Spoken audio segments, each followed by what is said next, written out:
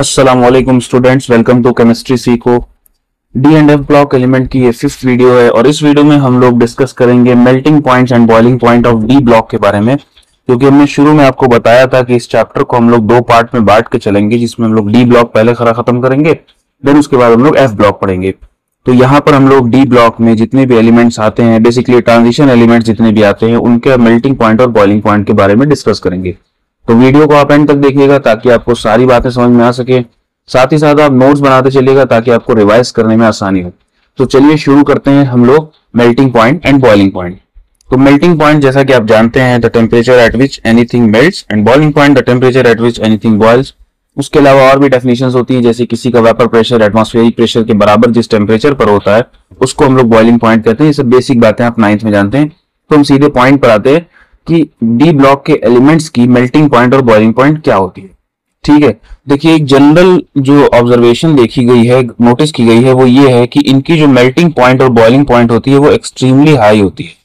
ठीक है, इनकी जो मेल्टिंग पॉइंट है और बॉइलिंग पॉइंट है वो क्या होगी, एक्सट्रीमली हाई होती है, बहुत ज्यादा होती है। ठीक, जो ट्रांजिशन एलिमेंट्स होते हैं ना, वो एकदम मैक्सिमम लेवल तक जाती है। अगर हम एक ट्रेंड देखें तो हम नोटिस करते हैं कि जनरली तो सबकी हाई होती है, लेकिन हम एक ट्रेंड नोटिस करते हैं अगर हम ट्रांजिशन एलिमेंट्स की कंसीडर करें तो उनमें हम देखते हैं कि एक कर्व मिलता है हमको, पहले बढ़ती जाती है एलिमेंट्स की, देन एकदम से फॉल करके खत्म हो जाती है, मतलब जीरो नहीं, सॉरी, बल्कि कम होने लगती है। ठीक है, फिर भी एबनॉर्मली बहुत हाई होती है, इतना भी लो नहीं होती कि आसानी से हो जाए। ठीक है, कोई चीज बॉयल हो जाए या मेल्ट हो जाए।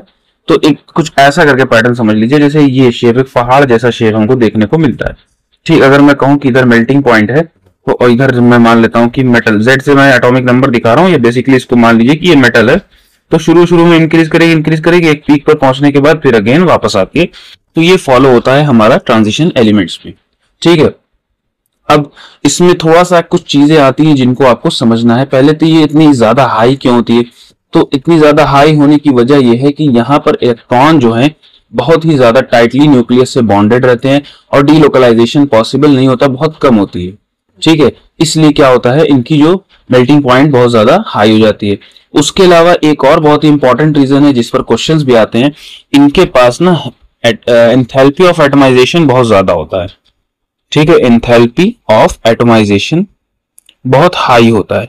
इसका क्या मतलब, वो एंथैल्पी ऑफ एटमाइजेशन हाई होने का मतलब, सबसे पहले तो हम समझते हैं कि क्या होती है ये एंथैल्पी ऑफ एटमाइजेशन की। अगर हम बात करें तो हम उसको कहते हैं कि वो एनर्जी या हीट रिक्वायर जो कि मेटल लैटिस से फ्री एटम में कन्वर्ट हो जाए।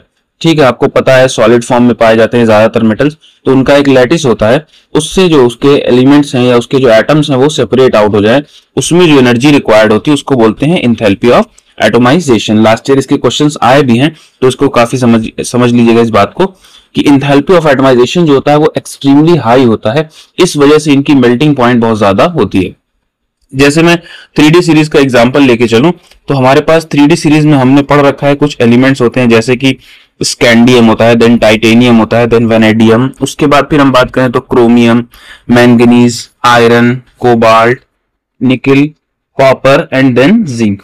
ठीक है, अब कुछ वैल्यूज हम बता देते हैं एटमाइजेशन एंथैल्पी की। ये वैल्यू को आपको याद करने की जरूरत नहीं, बस इसका ट्रेंड समझते रहिएगा। तो ये हमारे पास 326 होता है, देन ये हमारा हो जाता है 473, ये हो जाएगा हमारा 515। ये सारी वैल्यूज किलो जूल पर मोल्स में है।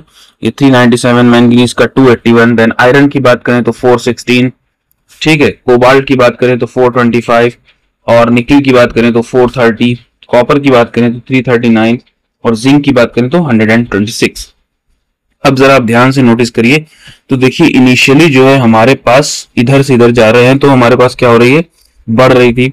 ठीक है, 515 वेनेडियम तक बढ़ी, देन उसके बाद डिक्रीज होना शुरू हुई, देन अचानक से फिर बढ़ रही और फिर लास्ट में जाते जाते एकदम कम हो गई। ठीक है, तो ये कुछ ट्रेंड फॉलो होता है। जैसे अगर हम इसको ग्राफ पे प्लॉट करें तो हम देखते हैं कुछ ऐसा कर्व। ठीक है, कुछ ऐसा कर्व जाता हुआ दिखाई देता है हमको, देन मैंगनीज पे डाउन, फिर थोड़ा सा, फिर ऐसे करके कुछ इस तरह का कर्व आपको देखने को मिलेगा। आप एनसीईआरटी में देखेंगे तो आपको यहाँ पर ऐसा कर्व मिलता है जहां यहाँ क्रोमियम होता है, यहाँ मैंगनीज होता है।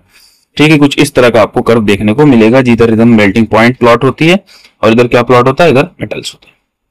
अब हम देखते हैं ये पैटर्न दो जगह, यानी 3D सीरीज में भी देखते हैं और 4D सीरीज में। क्या पैटर्न देखते हैं कि मैंगनीज पे और इसके साथ एक और एलिमेंट होता है जिसको हम लोग बोलते हैं TC ठीक है, जैसे मैंने बताया टेक्नीशियम मतलब टेक्नीशियम, जो भी आप इसको प्रोनाउंसिएशन करें, टेक्नीटियम। ठीक है, तो मैंगनीज और टेक्नीटियम में हमको अचानक से यहाँ पर ऐसे एक कर्व इसमें भी ड्रॉप होता हुआ दिखाई देता है। तो क्वेश्चन आ सकता है कि ऐसा क्यों होता है कि मैंगनीज जो है वो और टेक्नीटियम या टीसी जो है, एमएन और टीसी जो है, इसकी मेल्टिंग पॉइंट अचानक से लो हो जा रही है, नॉर्मली लो हो जा रही है। तो इन दोनों में एक बड़ा इंपॉर्टेंट केस होता है D5 कन्फिगुरेशन वाला। ठीक है, यहाँ पर और जो डी ऑर्बिटल्स में इलेक्ट्रॉन होते हैं वो एग्जैक्टली हाफ फिल्ड हो जाते हैं, यानी D5 हो जाते हैं। D5 होने से क्या होता है, D5 होने से जो इलेक्ट्रॉन्स हैं वो क्या होते हैं, स्टेबल हो जाते हैं। मतलब बेसिकली ये बोला जाए तो ये जो कन्फिगुरेशन होती है स्टेबल हो जाती है एक्सचेंज एनर्जी और सिमेट्री की वजह से।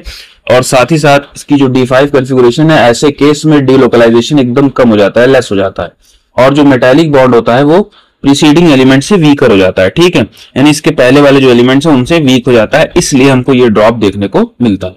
ठीक है, तो ये था हमारा रीजन कि क्यों मैंगनीज और टेक्नीशियम में हमारा मेल्टिंग पॉइंट जाती है। ठीक, वरना जनरली सबकी हाई होती है। ठीक, अब एक और इंपॉर्टेंट जनरलाइजेशन है, उसको भी आप याद कर ली कि जितना ज्यादा नंबर ऑफ अनपेयर्ड इलेक्ट्रॉन होगा, ठीक है, नंबर ऑफ अनपेयर्ड इलेक्ट्रॉन्स जितने ज्यादा होंगे उतना ही स्ट्रॉन्ग मेटालिक बॉन्ड बनेगा। Strong is metallic bond. ठीक है, और जितना ज्यादा मेटालिक बॉन्ड स्ट्रॉन्ग होगा और उतना ही ज्यादा क्या हो जाएगी, हमारी मेल्टिंग या बॉइलिंग पॉइंट हो जाती है। ये जनरलाइजेशन आप याद रखिएगा, इससे आपको क्वेश्चंस करने में आसानी होगी। तो ये था हमारा वीडियो में डिस्कशन मेल्टिंग पॉइंट और बॉइलिंग पॉइंट का, जिसमें हम लोगों ने देखा कि क्यों मैंगनीज और टेक्नीशियम में हमारा क्यों ड्रॉप होता है, क्यों उसका अचानक से कम हो जाता है, बाकी उनकी क्यों, बाकी और सारे ट्रांजिशन एलिमेंट्स की क्यों जो होती है energy, melting point and boiling point बहुत हाई होती है। उम्मीद करते हैं कि आपको सारी बातें समझ में आई होंगी। अभी भी कोई क्वेश्चन या डाउट है तो आप कमेंट सेक्शन का यूज कर सकते हैं। Thank you.